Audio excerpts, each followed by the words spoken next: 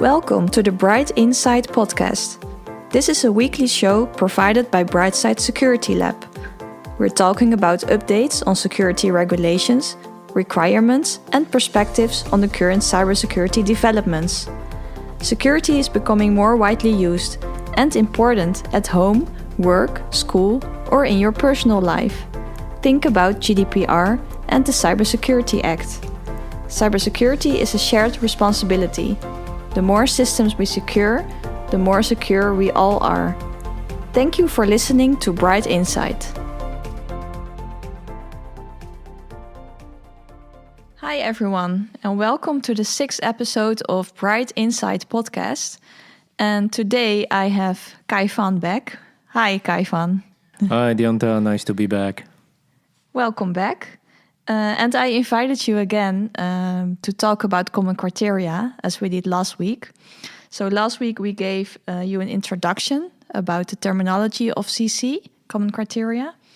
And this week I want to continue the conversation. So what do you want to talk about today, Kai?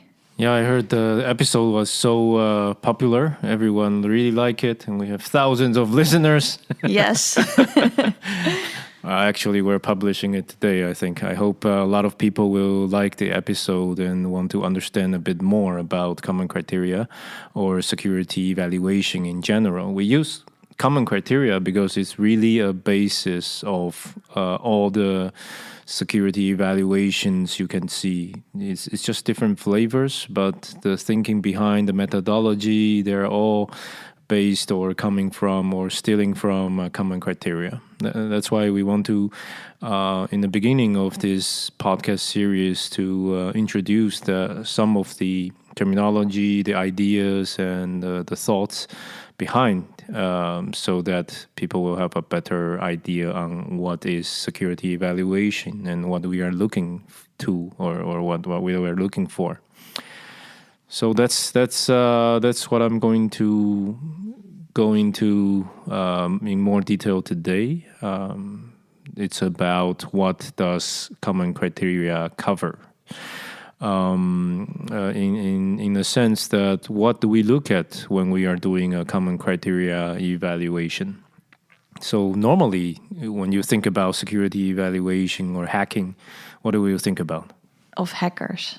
Yeah, someone sitting behind a computer and then typing on a green screen with a hoodie, Matrix style. Yeah. So that's generally how people think about security hacking or security evaluation or testing.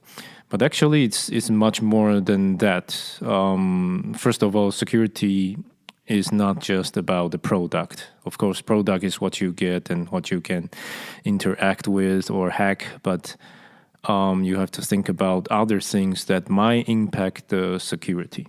One of the very obvious thing is, of course, the life cycle. If you are designing the product, if you have your source code of the product lying around, anyone can see it on the internet. You publish it on your blog, then people will have more opportunity and more chance to look under the hood and to understand the product and see all the vulnerabilities in that thing. So what we look in for security in a common criteria security evaluation, we will also look at the life cycle, how the developers are protecting their assets, how they come up with the idea of the product, how they are going to design it, and what will they do if they find a bug, if they fix all the bugs in the product before it is out. What will they do with their configuration management? Do they have a good version control and all the things? So some things you might not think is related to security, but to quality. But actually, it is really security relevant. The most important thing in common criteria is that you want to make sure what you make is exactly what you have designed.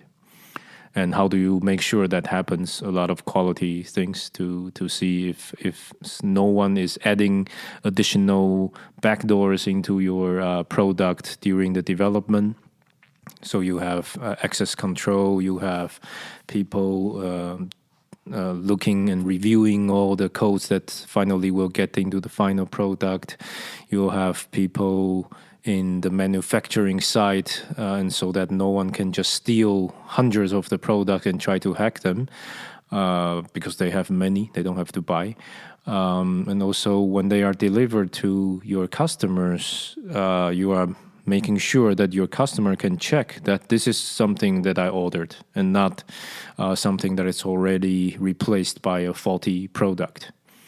So all these things are included in, let's say, higher assurance common criteria evaluation. In lower assurance, you don't have to prove that much. So you have to let the evaluator know how you are doing certain things. But there is, for example, no site audit at EO1 or EO2. EO3, it depends on the certification body. For the Dutch certification body, sometimes they don't require the site audits. But from EO4, then you have to do this site audits and that kind of thing. And that's also one of the part that is really tricky for the developers, because when it is about the product, you have everything under your control.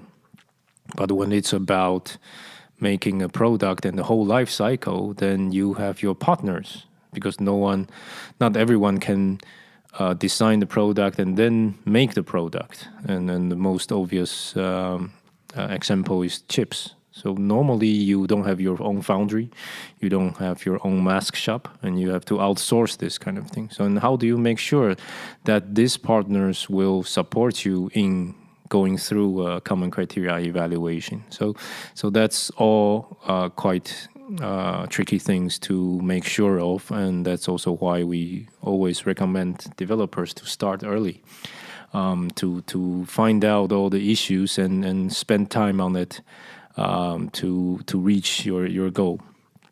And so that's one of the parts. If you are watching it on podcast or Bilibili or other things with image, then you can also see the figure that we have on the screen. And that's basically the scope of a full evaluation. It's from the product on the left side, is security, target, it defines the product, and all the way to the right side, delivering to the customer, and everything in it, including testing. Including AOC, there's a life cycle that I just mentioned, but also testing. And testing is not only what we do as evaluation lab. We do vulnerability analysis and try to hack the product. But there's also one thing very important, is that if the developer is doing sufficient self-testing to make sure that what you are put out to the market is really doing what it does. And this kind of testing are mostly functional testing. But in common criteria, you have to make sure that you have tested broad enough and in depth, also deep enough into your module and subsystems.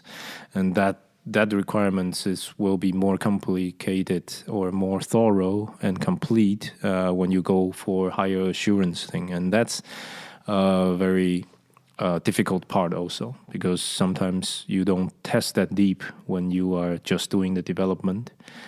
But now you have to test all the security functionality until very detailed interfaces and the interactions between the modules. So that is also something you need time to prepare. Yeah. Also how you write your test plan and all the things. And we will also pick a sample or think of some functional testing we can do to see if the test plan or all the tests that developer does is complete.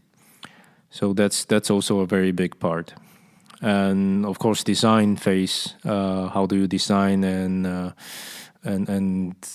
the product implementation and design? That means basically you have to break your product down into subsystems and modules that will give a clear overview on how you implement your security functions. And at the EO4 and above, you have to use the source code and the layout of the chip and all the details, the most detailed stuff, to see if the design is as you claimed and if there is no vulnerability in that.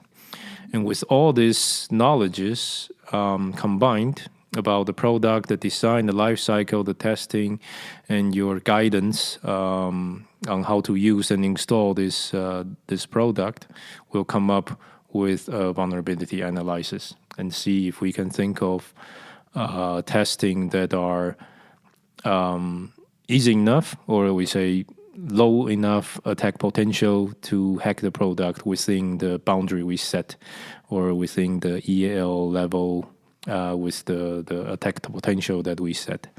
So basically, that's the scope of full common criteria evaluation. And if you look at some evaluation like the post-terminal PCI evaluations, you'll see, for example, the life cycle part is not so huge. So in version 2.1, it's not even life cycle, but slowly we see life cycle requirements, but still no site audits. So these are the different flavors of security evaluation. They can choose the parts they think is most relevant and to the need, and that's basically it. Okay, and time to market is also very important in this industry. So we have low and high assurance. And what is the difference in terms of the time frames? The difference in terms of the time frame, normally for EO2, it will be something like 3 to 6 months, and EO3 also in that range, and EO4 will be 6 to 9 months. But of course, it depends on what kind of product it is, because if it's an IC, it is very complicated. So, and it involves a lot of different parties. It will be different than just doing a EO4 on a simple device. So that really varied per case. But indeed, in Brightside, we use a lot of knowledge and experience to make sure the time to market is satisfies the need of the developer. And how we do it is to cover all the risk as early as possible. And we offer a workshop. We offered different style of evaluation methods to customers, so that all the risk can be covered early on, and they are sure when they go for formal evaluation, it will be finished within the time that they want. So if you have any questions on common criteria or other security evaluation or in security in general, please let us know. Let us know via the website or LinkedIn, Twitter, Bilibili. See you next week. Thank you for listening to Bright Insight. In the next episodes, we will cover different topics, such as the EU Cybersecurity Act, the business case of security evaluations, common criteria, SASIP, IoT, and software-based security. Stay tuned and subscribe on brightside.com.